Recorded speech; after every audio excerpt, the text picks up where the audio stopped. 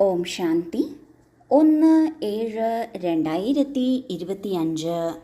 ഇന്നത്തെ മുരളിയുടെ main points. മധുരമായ കുട്ടികളെ, നിങ്ങളുടെ ബുദ്ധിയിൽ ഇപ്പോൾ മുഴുവൻ ജ്ഞാനത്തിൻ്റെ സാരവുമുണ്ട്.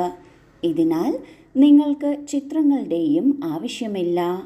നിങ്ങൾ ബാബയെ ഓർമ്മിക്കൂ, മറ്റുള്ളവരെയും ഓർമ്മിപ്പിക്കൂ. നമ്മുടെ കർമ്മേന്ദ്രിയങ്ങളിൽ ഏറ്റവും ശക്തവും സൂക്ഷ്മവുമായതാണ് കണ്ണുകൾ. ഏത് കാഴ്ചയാണോ നമ്മൾ കാണുന്നത്, ഏത് തരത്തിലാണോ ആ കാഴ്ചയെ നാം ഗ്രഹിക്കുന്നത്, അതൊരു അറിവായി നമ്മളുടെ ഉള്ളിലേക്ക് വരുന്നു. ആ അറിവിനെ പിന്നെ മാറ്റിയെടുക്കാൻ വളരെ ബുദ്ധിമുട്ടാണ്. അതിനാൽ ഒരു തരത്തിൽ അത് എല്ലായ്പ്പോഴും നമ്മുടെ ഉള്ളിൽ കിടക്കും എന്ന് മനസ്സിലാക്കാം. അതിനാൽ ചിത്രങ്ങൾ വെച്ച് കാര്യങ്ങൾ മനസ്സിലാക്കിച്ചു കൊടുക്കുന്നത് സ്കൂളുകളിലും ഉപയോഗിക്കാറുണ്ട്. എന്നാൽ ബാബയുടെ വീട്ടിലും ചിത്രങ്ങളുണ്ട്. ജ്ഞാനം മനസ്സിലാക്കി കൊടുക്കുന്നതിന് ചിത്രങ്ങൾ നാം ഉപയോഗിക്കുന്നു. ബാബ പറയുന്ന ജ്ഞാനം ചിത്രങ്ങളുടെ സഹായത്താൽ ഒരു വളരെ ഉറപ്പുള്ള അറിവായി നമ്മളുടെ ഉള്ളിലേക്ക് വരുന്നു.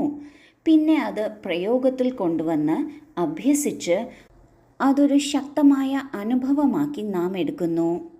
ആ അനുഭവത്തിൻ്റെ ആധാരത്തിലാണ് നമുക്ക് ജ്ഞാനത്തിലും ബാബയിലും വിശ്വാസമുള്ളത്. ഇപ്പോൾ ബാബ പറയുന്നു, നമുക്ക് മുഴുവൻ ജ്ഞാനത്തിൻ്റെയും സാരമറിയാം, എല്ലാ കുട്ടികൾക്കും അറിയാം.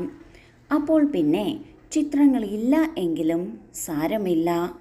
ബാബയെ നാം ഓർമ്മിപ്പിക്കണം, മറ്റുള്ളവരെയും കൊണ്ട് ഓർമ്മിപ്പിക്കണം. അതാണ് മുഖ്യമായ കാര്യം. ചോദ്യം: അവസാന സമയത്ത് നിങ്ങൾ കുട്ടികളുടെ ബുദ്ധിയിൽ ഏത് ജ്ഞാനമുണ്ടായിരിക്കും? ഉത്തരം: ആ സമയം ബുദ്ധിയിൽ ഇതുണ്ടായിരിക്കും. നമ്മളിപ്പോൾ തിരിച്ച് വീട്ടിലേക്ക് പോകുന്നു.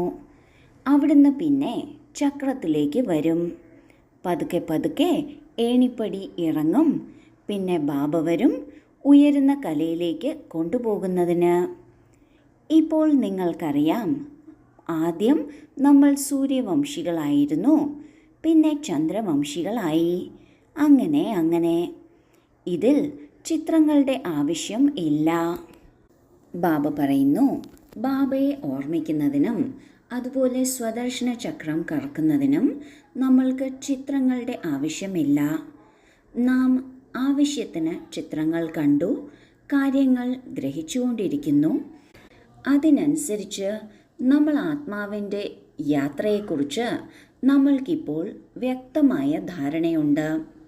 പ്രത്യേകിച്ച് അവസാന സമയമാകുമ്പോൾ നമുക്ക് ബാബയെ ഓർമ്മിക്കുന്നതിനോ സൃഷ്ടി ചക്രം കറക്കുന്നതിനോ ചിത്രങ്ങൾ ആവശ്യം വരില്ല. നമ്മുടെ ബുദ്ധിയിലുണ്ടായിരിക്കും, നാം ഇപ്പോൾ വീട്ടിലേക്ക് പോവുകയാണ്. വീട്ടിൽ നിന്ന് നാം ഈ സൃഷ്ടി ചക്രത്തിലേക്ക് വരും. ആദ്യം സത്യയുഗത്തിൽ സതോ പ്രധാനമായിരിക്കും. പിന്നെ പതുക്കെ പതുക്കെ ഏണിപ്പടി ഇറങ്ങി ചന്ദ്രവംശത്തിലേക്ക് വരും.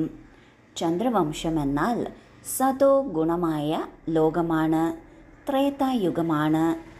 പിന്നെ അവിടുന്നും പടി ഇറങ്ങി ദ്വാപരയുഗത്തിലേക്ക് എത്തുന്നു. രജോ പ്രധാനമായ സമയമാണ്, ഭക്തി തുടങ്ങുന്ന സമയമാണ്. ആത്മാവ് ശരീരബോധത്തിലേക്ക് പോകുന്നത് തുടങ്ങുന്ന സമയമാണ്. ആ സമയവും കഴിഞ്ഞ് പിന്നെ നമ്മൾ കലിയുഗത്തിലെത്തുന്നു. കലിയുഗത്തിൽ തമോ ഗുണമാണ്. അവസാന സമയമെത്തുമ്പോൾ തമോ പ്രധാനമാകുന്നു. ആ സമയത്താണ് ബാബ വരുന്നത്. ബാബ വന്ന് നമ്മളെ ഉയരുന്ന കലയിലേക്ക് കൊണ്ടുവരുന്നു. ഒരൊറ്റ ജന്മം കൊണ്ട് നാം 5000 വർഷം കൊണ്ട് എന്താണോ നഷ്ടപ്പെടുത്തിയത് അത് നമുക്ക് തിരിച്ചു ലഭിക്കുന്നു. നമ്മൾ ആത്മാക്കൾ ഇതൊരു അനുഭവമായി തിരിച്ചറിയും. അപ്പോൾ പിന്നെ ചിത്രങ്ങളുടെ ആവശ്യം വരില്ല. ധാരണയ്ക്കുള്ള മുഖ്യസാരം: 1. തൻ്റെ സമയം സഫലമാക്കുന്നതിൽ അറ്റൻഷൻ കൊടുക്കണം. മായ തെറ്റ് ചെയ്യിപ്പിക്കരുത്. ഇതിനായി മഹാദാനിയായി ധാരാളം പേർക്ക് വഴി പറഞ്ഞു കൊടുക്കുന്നതിൽ ബിസി ആയിരിക്കണം. രണ്ടാമത്തെ പോയിന്റ്, തൻ്റെ ഉയർന്ന ഭാഗ്യമുണ്ടാക്കുന്നതിന് ബാബയുടെ പേരിൽ എല്ലാം സഫലമാക്കണം. ആത്മീയ യൂണിവേഴ്സിറ്റി തുറക്കണം. ആദ്യത്തെ പോയിന്റിൽ ബാബ പറയുന്നു, തൻ്റെ സമയം സഫലമാക്കുന്നത് ശ്രദ്ധിക്കണം. 1 സെക്കൻഡ് പോലും വ്യർത്ഥമാകരുത്. മായ നമ്മളെക്കൊണ്ട് തെറ്റ് ചെയ്യിക്കാതിരിക്കാൻ നാം സേവനത്തിൽ ബിസിയായിരിക്കണം. മറ്റുള്ളവർക്ക് ബാബയുടെ സന്ദേശം നൽകുന്നതിൽ ബിസിയായിരിക്കണം. രണ്ടാമത്തെ പോയിന്റിൽ ബാബ പറയുന്നു, തൻ്റെ ഉയർന്ന ഭാഗ്യമുണ്ടാക്കുന്നതിന് ബാബയുടെ പേരിൽ എല്ലാം സഫലമാക്കണം.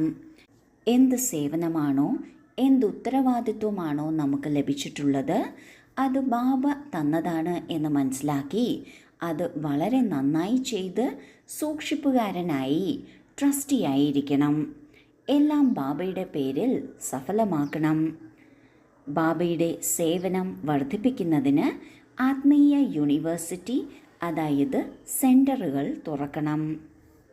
വരദാനം, ഉയർന്നതിലും ഉയർന്ന ബാബയെ പ്രത്യക്ഷപ്പെടുത്തുന്ന ശുഭവും ശ്രേഷ്ഠവുമായ കർമ്മധാരിയായി ഭവിക്കട്ടെ. ഏതുപോലെ വലം കൈകൊണ്ട് സദാ ശുഭവും ശ്രേഷ്ഠ കർമ്മവും ചെയ്യുന്നു, ഇതുപോലെ താങ്കൾ വലം കൈയായ കുട്ടികൾ സദാ ശുഭവും ശ്രേഷ്ഠവുമായ കർമ്മധാരിയാകൂ. താങ്കളുടെ ഓരോ കർമ്മവും ഉയർന്നതിലും ഉയർന്ന ബാബയെ പ്രത്യക്ഷപ്പെടുത്തുന്നതായിരിക്കണം. കാരണം കർമ്മം തന്നെയാണ് സങ്കല്പവും വാക്കുകളുടെയും പ്രത്യക്ഷ പ്രമാണത്തിൻ്റെ രൂപത്തിൽ സ്പഷ്ടമാക്കുന്നത്. കർമ്മം എല്ലാവർക്കും കാണാൻ സാധിക്കുന്നു, കർമ്മത്തിലൂടെ അനുഭവം ചെയ്യാനും സാധിക്കുന്നു. ഇതിനാൽ ആത്മീയ ദൃഷ്ടിയിലൂടെ, തൻ്റെ സന്തോഷത്തിലൂടെ, ആത്മീയത നിറഞ്ഞ മുഖത്തിലൂടെ ബാബയെ പ്രത്യക്ഷമാക്കൂ. ഇതും കർമ്മമാണ്. ബാബയെ പ്രത്യക്ഷപ്പെടുത്തുന്നത് കർമ്മത്തിലൂടെ ആയിരിക്കണം. കാരണം കർമ്മത്തിലൂടെ എന്താണോ സങ്കല്പത്തിലും വാക്കുകളിലും വരുന്നത്, അതിൻ്റെ ഒരു പ്രത്യക്ഷ തെളിവായി തീരുന്നു. കർമ്മം എല്ലാവർക്കും കാണാൻ സാധിക്കുന്നു. അതുപോലെ എന്താണോ നാം പറയാൻ ഉദ്ദേശിക്കുന്നത്, അല്ലെങ്കിൽ എന്ത് സങ്കല്പമാണോ അവർക്ക് നൽകുന്നത്, അതിൻ്റെ പ്രത്യക്ഷ തെളിവായി എടുക്കാനും സാധിക്കുന്നു. അതിനാൽ തൻ്റെ ദൃഷ്ടിയിലൂടെ, അല്ലെങ്കിൽ സന്തോഷത്തിലൂടെ, ആത്മീയത നിറഞ്ഞ മുഖത്തിലൂടെ ബാബയെ പ്രത്യക്ഷമാക്കണം. ഇതും കർമ്മം തന്നെയാണ്. ഇത് ബാബയുടെ റൈറ്റ് ഹാൻഡായ കുട്ടികളാണ് ചെയ്യേണ്ടത്. കാരണം ഏതുപോലെ വലം കൈ കൊണ്ട് ശുഭകാര്യങ്ങൾ ചെയ്യുന്നു, അതുപോലെ ബാബയുടെ വലം കൈയായി ശ്രേഷ്ഠവും ശുഭവുമായ കർമ്മധാരിയാകണം. ഇതിലൂടെ ഓരോ കർമ്മത്തിലൂടെയും ബാബയെ പ്രത്യക്ഷപ്പെടുത്താൻ സാധിക്കും.